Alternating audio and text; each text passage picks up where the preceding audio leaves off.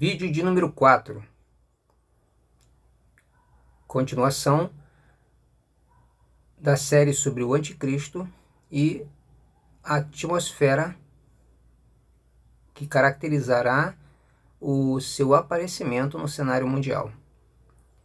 Um cenário de agitação, de caos, e que fará o Anticristo se destacar como alguém que estaria estabilizando o mundo, levando o mundo a uma retomada do equilíbrio para uma pacificação e, consequentemente, um período de falsa paz que depois surpreenderá o mundo com uma nova ameaça de conflagração que arrastará o mundo para Armagedon, considerada a mãe de todas as guerras por alguns estudiosos. Bem, vimos a relevância que o Mediterrâneo tem, mesmo nos dias de hoje, e a importância que ele tem caso venha surgir naquela região do mundo antigo, envolvendo Oriente Médio, Europa, etc., venha surgir uma nova potência mundial nos termos ou no aspecto, na característica dos impérios que foram retratados em Daniel capítulo 7, através de 4 animais. Bem, vamos agora, abrindo um parêntese aqui, considerar o terceiro animal dos 4 que Daniel vê, numa visão no capítulo 7 do seu livro. Esse animal, identificado como leopardo, é descrito tendo 4 cabeças. No capítulo 4, não é dito o que essas 4 cabeças representam. Mas sabemos pela história, pela característica do leopardo, que é a velocidade e agilidade, que se enquadra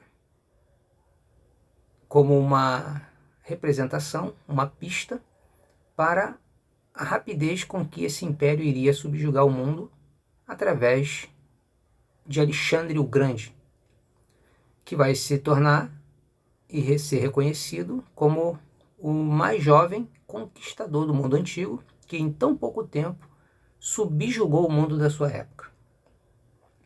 O Império Grego, ele foi grandioso e chegou ao seu auge com Alexandre Magno, ou Alexandre o Grande. Porém, Alexandre surpreende ao morrer e o seu império depois vai se fragmentar. Ele vai ser dividido em várias regiões, em vários blocos ou reinos. Aí que está a questão. Você acaba reconhecendo essas divisões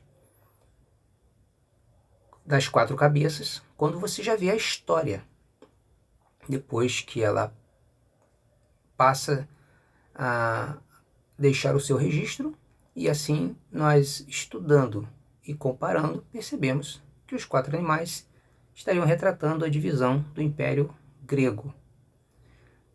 4 divisões? Sim. Só que tem um detalhe. Essas 4 divisões que caracterizaram o fim do Império de Alexandre o Grande, elas não foram 4 configurações que se formaram de imediato. Até chegar a essas 4 que se consolidaram definitivamente como 4 divisões, 4 reinos, entre a morte de Alexandre e os anos que se passaram até que essas 4 regiões se configurassem, concretizando assim o que é dito das 4 cabeças, levaram-se alguns anos, onde, entre altos e baixos, os generais de Alexandre, cada um em uma região, vão disputar em vários conflitos, em várias guerras, o seu império, e essas divisões vão variar. Em alguns momentos vão variar entre 3, chegando a 5, e sempre variando, até que no final, depois de muitos anos, vai se fixar em 4 regiões. Nós temos uma declaração na profecia a respeito dessas 4 divisões no capítulo 11 de Daniel, quando lemos lá que depois da morte de Alexandre, claramente sendo dito ali como o grande líder da Grécia, derrotando a Pérsia, e depois da sua morte, diz o seguinte aqui em Daniel, capítulo 4. Mas no auge desse grande conquistador, que foi Alexandre o Grande, identificado no verso anterior, verso 3, no verso 4, no auge, o seu reinado será quebrado e repartido para os 4 ventos do céu. Note, os 4 ventos do céu. Vamos parar aqui. Os 4 ventos do céu nos faz lembrar do capítulo 7, quando Daniel vai ver, antes dos animais surgindo como impérios, e a leitura superficial dá a entender que eles teriam surgido simultaneamente, ao mesmo tempo, mas pela história sabemos que não, um após o outro, um período de longos anos, entre vários altos e baixos de guerras que se estenderam por anos, até que um império se consolida sobre o outro. Mas antes desses animais surgindo, ou mesmo caracterizando o surgimento de cada um deles, Daniel vai descrever que os 4 ventos do céu estariam agitando o grande mar, o mar Mediterrâneo. Essas agitações eram as convulsões sociais, né, de conflitos que se intensificavam em guerras de maior porte, de maior escala, e que acabavam finalizando num império que surge subjugando o outro. E assim, temos no conjunto dessas informações uma dica que, assim também, o último animal, o 4º animal, descrito como 10 chifres, é dito que esses 10 chifres, tanto em Daniel como em Apocalipse, são 10 reinos. E às vezes representado por seus 10 reis, que vão ser empossados nesses 10 reinos, ou regiões, ou blocos, em linguagem moderna, e que esses 10 reinos, se tomarmos eles como exemplo do que aconteceu com o Império de Alexandre, nas 4 cabeças, por exemplo, ou também no capítulo 8 de Daniel, quando fala do Império Grego sendo representado por um bode, esse bode passa a ter 4 chifres, representando esses 4 reinos, retratados no capítulo 7 como cabeças. E aqui, no capítulo 11, como uma referência aos 4 ventos. Ou seja, historicamente sabemos que essa conjunção, essa configuração de 4 reinos, passou por um período de vários conflitos militares, guerra. Sendo assim, se tomarmos isso como referência para Apocalipse capítulo 13, quando fala da besta surgindo do mar, ela surge agora. E lá é descrito que ela passa a dominar o mundo na forma de 10 reis ou 10 reinos, retratados nos 10 chifres. Consequentemente, o que estamos vendo a Bíblia nos dizendo?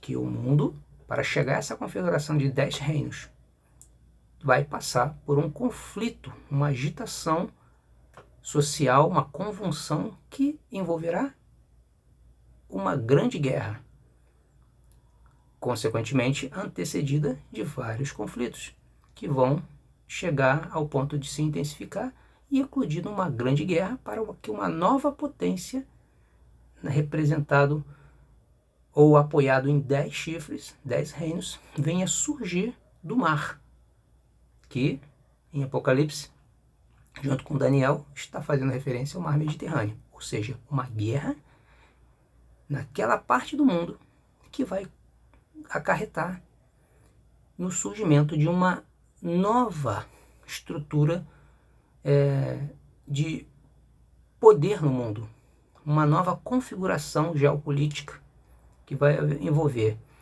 não apenas a questão política, mas a questão militar, com um grande exército surgindo aí, e também numa reconfiguração de alguma maneira, seja daquela região influenciando o resto do mundo, ou do mundo de uma forma geral, sendo agora estruturado na forma de 10 reinos. Então, se vamos ver o anticristo surgir associado a esses 10 chifres, a esses 10 reinos, logo, para que haja essa configuração, aqueles que não aceitarem ceder, países, regiões, terão que ser subjugadas. E assim, uma grande guerra está a caminho naquela região. Então, assim, a Bíblia está nos dizendo, e isso está de acordo com o que vemos no decorrer da história, e mais agora, que o mundo caminha para um grande conflito, uma cadeia de conflitos, que vai acarretar uma guerra de grande porte. E o anticristo surge como alguém que se destaca, ao que parece, pacificando, encontrando caminhos para que o mundo volte a se estabilizar. Lembremos de Daniel, capítulo 9. No final do versículo 26 fala de guerra.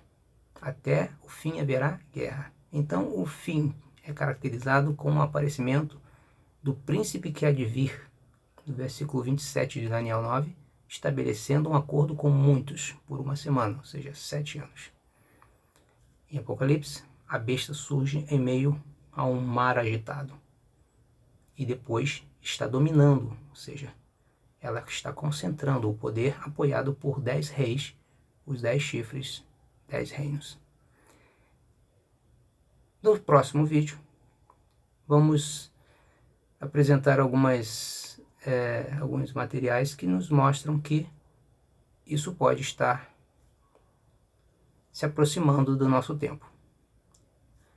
Talvez de uma maneira mais inesperada do que se tenha especulado ou imaginado. Então, até o próximo vídeo.